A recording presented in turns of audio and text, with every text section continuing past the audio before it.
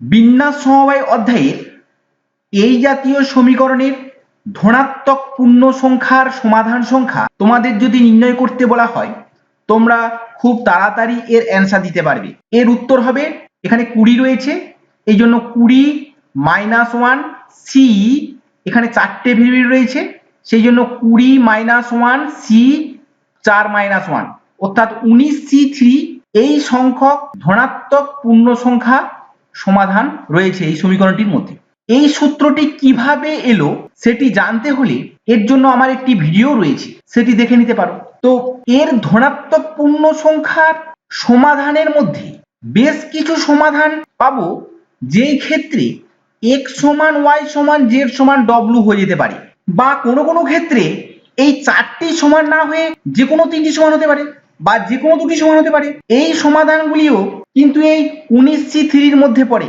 আজকে আমাদের সমাধানের বিষয়বস্তু হলো যে এই সমীকরণের সমাধান সংখ্যা নির্ণয় করব যার জন্য এই চলরাশিগুলির কোনো দুটি সমান হবে না, সেই শর্তে এই সমীকরণটির সমাধান সংখ্যা নির্ণয় করব। এখন যেহেতু এই সমীকরণটির সমাধানের জন্য এই শর্তটি দেয়া রয়েছে, অর্থাৎ এই চলরাশিগুলির কোনো দুটি সমান নয় এই শর্তটি দেয়া রয়েছে, সুতরাং এই 4টি রাশি অসমান।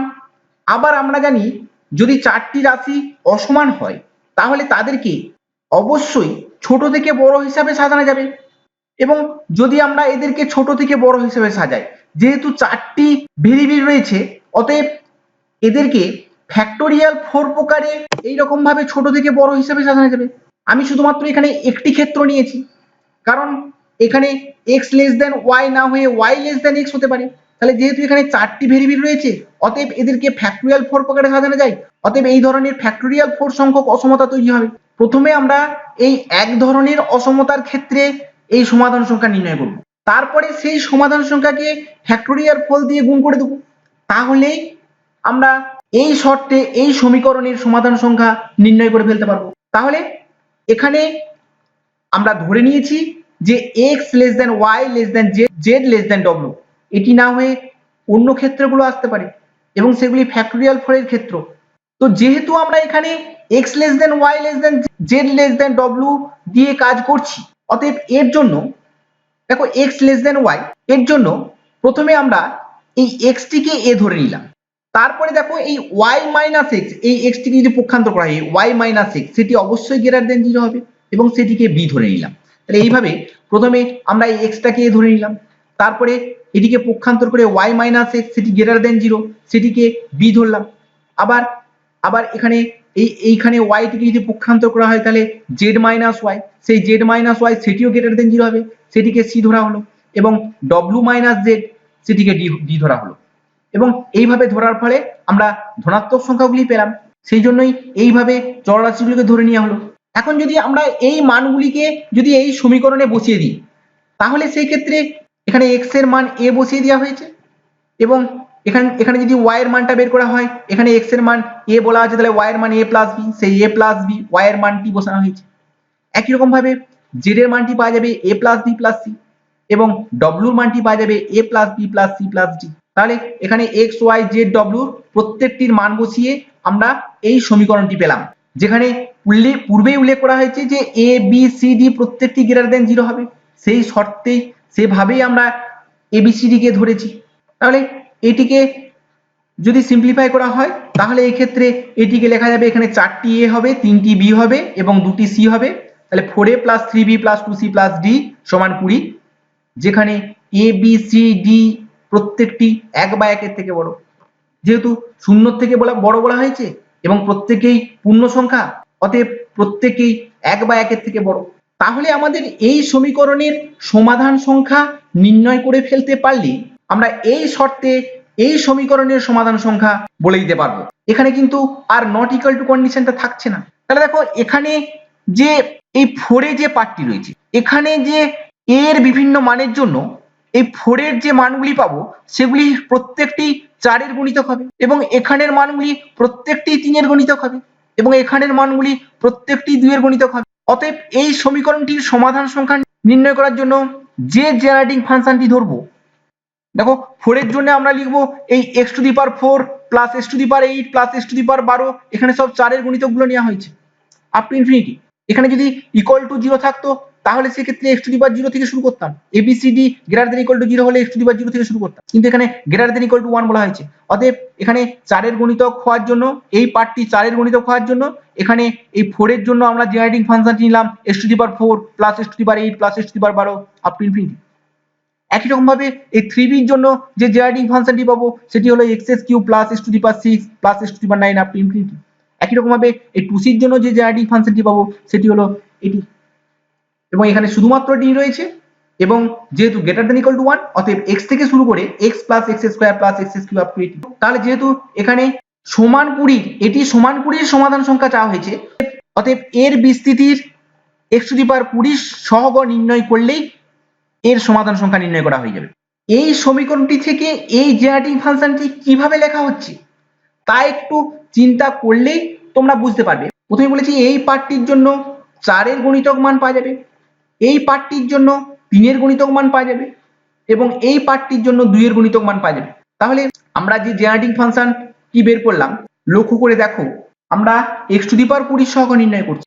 এর জন্য প্রতি ক্ষেত্রে এই x⁴ এর গুণিতক এবং x⁴ এর গুণিতক, x⁴ এর গুণিতক এবং x এর গুণিতক, দেখো প্রতি ক্ষেত্রেই আমরা যদি এই গুণটি করি তাহলে সেই ক্ষেত্রে আমরা x এর পাওয়ার হিসাবে পাবো, প্রথমে পাবো x এর পাওয়ারে পাবো 4 এর গুণিতক, কারণ এখানে প্রত্যেকটি 4 এর গুণিতক রয়েছে, তারপরে পাবো 3 এর গুণিতক, তারপরে পাবো 2 এর গুণিতক, তারপরে পাবো x এর গুণিতক। তাহলে তাদের যোগফল যেহেতু গুণ করা হচ্ছে অতএব তাদের পাওয়ারগুলির যোগফল সেটি 20 করতে চাইছি, তার মানে আমরা এই সমাধান সংখ্যা নির্ণয় করতে চাইছি।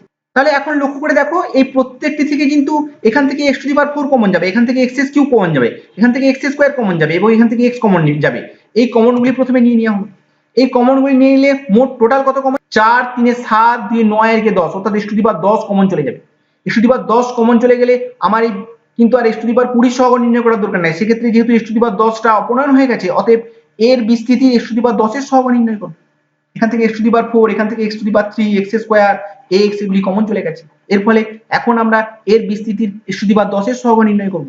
প্রথমে আমরা এই দুটি গুণকে করে নেব, তাহলে এই গুণগুলি করব অবশ্যই x⁴ পর্যন্ত, তার বেশি করার দরকার নাই, কারণ x⁴ এর সহগই আমরা নির্ণয় করতে চাইছি।